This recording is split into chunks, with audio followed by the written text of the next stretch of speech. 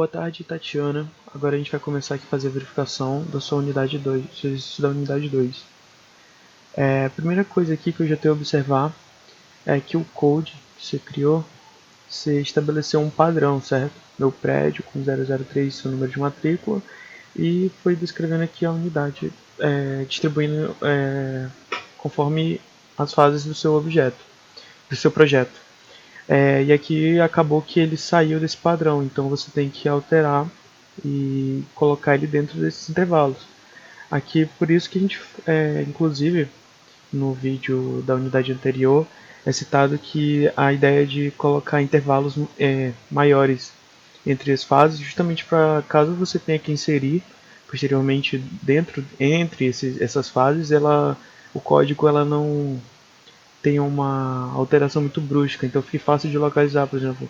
Agora você vai ter entre o 10 e o 11 esses três. Aí quando você for colocar renomear ele aqui, você vai ter que escolher outro número além de 10 e 11. Ou você pode acabar renomeando as suas fases para que elas fiquem em uma ordem mais padronizada.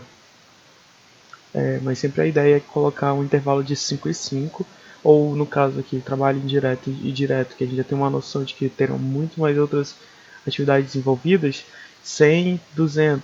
Então você vai ter um intervalo de 100 números aí para preencher aqui entre eles dois. Outra coisa, aqui no modo 10, olhando no caderno, entre os blocos que ele pediu, ele pede aqui volume do bloco e o volume, certo? E aqui eu não encontrei o volume do bloco, que é um campo criado pelo usuário que vai fazer a gente vai através dele fazer o dimensionamento do bloco. Você pode encontrar no anexo, certo? Ele está no final do caderno aqui, contém as medidas, o volume do bloco em metro cúbico, que é a unidade do bloco, inclusive, que é outro campo que você criou, né? Aproveitando já o bloco de jardinagem, você tem que descrever ele aqui numa última atividade, certo? E ficou faltando essa parte para complementar, que a atividade aqui ela vai receber toda a descrição do que vai ser feito aqui. No caso, nosso pacote de entrega, eu acho. Isso. Pacote de trabalho. Eu lembrei, pacote de trabalho. No caso, como transportar, montar, inspecionar, o do jardinagem você tem que colocar aqui conforme o caderno pede, para que você consiga preencher aqui a duração, o volume, a unidade, o tipo, entendeu? E determinar o calendário. Então ficou faltando essa parte. Próxima coisa, no modo 20. No modo 20, existe uma data imposta aqui que não é informada no caderno, então a ideia é que não tenha nenhuma data imposta, porque isso acaba forçando o seu cronograma de algum modo e pode acabar afetando as próximas unidades que viram pela frente, certo? Tudo aqui está no WhatsApp, o calendário tudo por enquanto ainda no mais menos limitado possível. Seria isso da data imposta.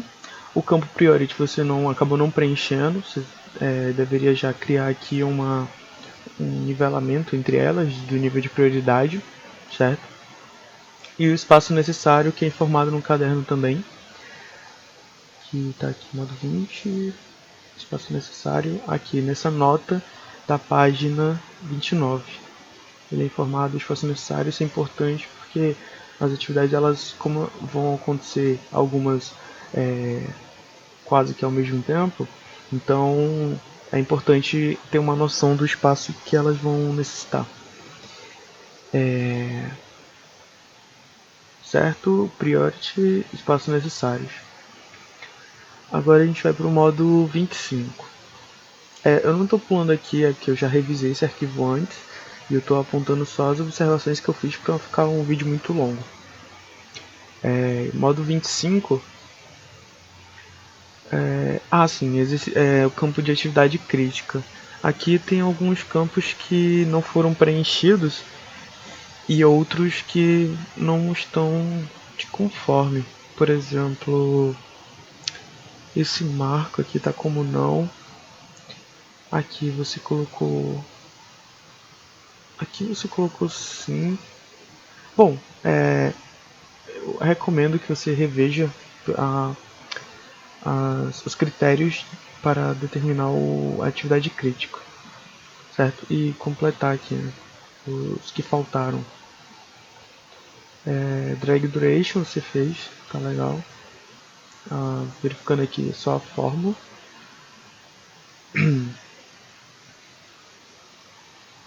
Certo? Fórmula da drag duration.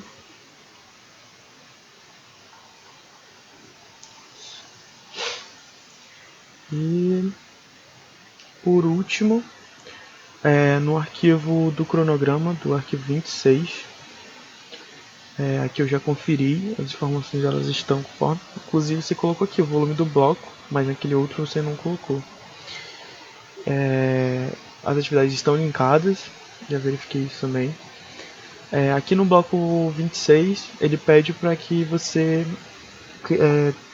cadê? Deixa eu clicar aqui só para conferir no caderno. Você deve estar... Aqui, gerar uma linha de base. No caso aqui, quando você gera a linha de base, você vai associar ela aqui nas properties. Aqui tem a baseline versão. E você vai selecionar o arquivo. A ideia é que você selecione um arquivo que está contido no diretório Dropbox. Por quê? Porque assim como eu vou verificar o seu projeto aqui da minha casa, eu não vou ter acesso aos arquivos do seu computador.